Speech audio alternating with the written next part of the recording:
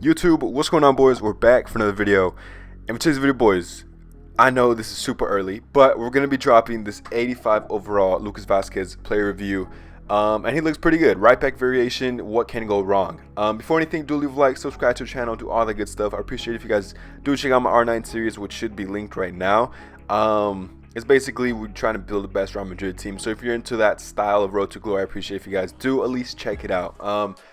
But without further ado, these are his stats, boys. I did decide to put anchor on him just because as of now, 87 speed just would not cut it. You know, from here on out, 87 speed for a fullback is just too slow. Especially since you have wingers like Lozano, just super fast wingers. I honestly can't think of any on the top of my head, but that's why we decided to put an anchor on him. And plus, just to increase his stats defensively, because defensively he's decent, and you guys will see some clips. But it's just obviously not the best. It's not as good as like a Kyle Walker or just players like that. So his stats: 87 speed, 81 shooting, 85 passing, 85 dribbling, 65 defending, and 75 physicality. I'd say low-key either go to shadow with him or an anchor, and you'll be kind of solid at that right back position if you do like to use a 3-5-2 or 5-3-2. And I'm going to show you how to kind of use this card. But yeah, I like to run a 4-1-2-2 narrow, as you guys do see. And I like to have my wingers push up. I know that's super offensive, but for me, I don't really care if I lose. You know, it's better to just play offensively in my book. And obviously, I know how to, like, at this point, I got used to defending with two center backs, and then my fullbacks just push up. And Lucas Vazquez is a very important role, because for my fullbacks, I like people that could shoot and pass the ball just in case they're open or I need them to shoot. And he fulfills that. So for a 3 at the back, when you do have right mids as right backs, I feel like he'd be a really good player to put there, and especially as a 5-back player as well. It's kind of the same thing.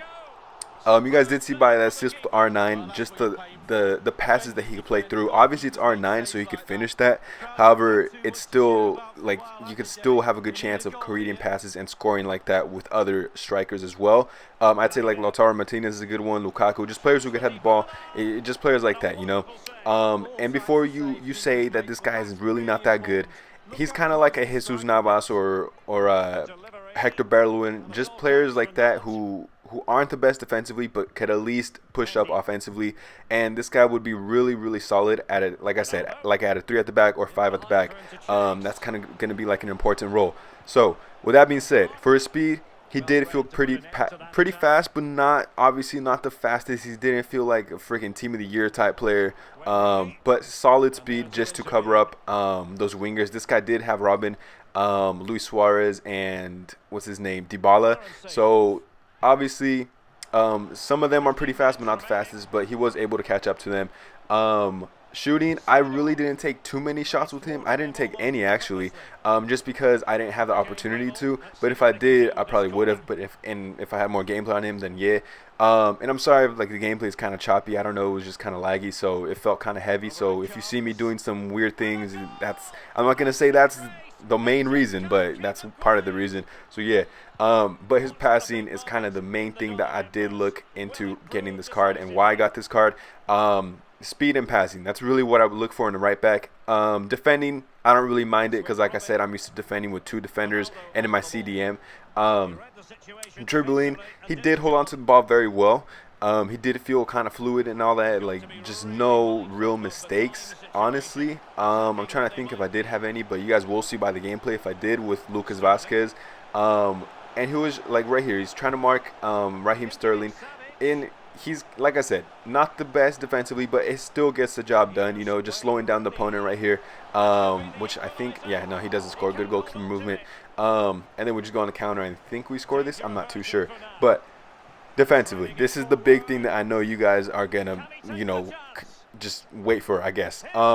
Defensively, out of 10, I'd say probably like a 7. He doesn't slide into tackles like a Kyle Walker or like an OP right back should.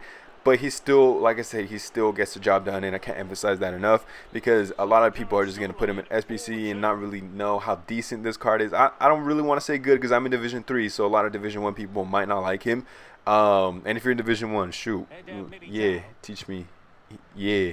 But overall, for the price that you're paying, about $30,000 for an offensive right back that could push up, come back, I'd say he's at least an 8 out of 10. The only bad thing is he's just not the best defensively, but he's still pretty decent. So yeah, that's been it for this video, boys. Do leave a like, subscribe to the channel. I appreciate y'all tuning in. And yeah, I'll see you on the next one, boys. Be safe.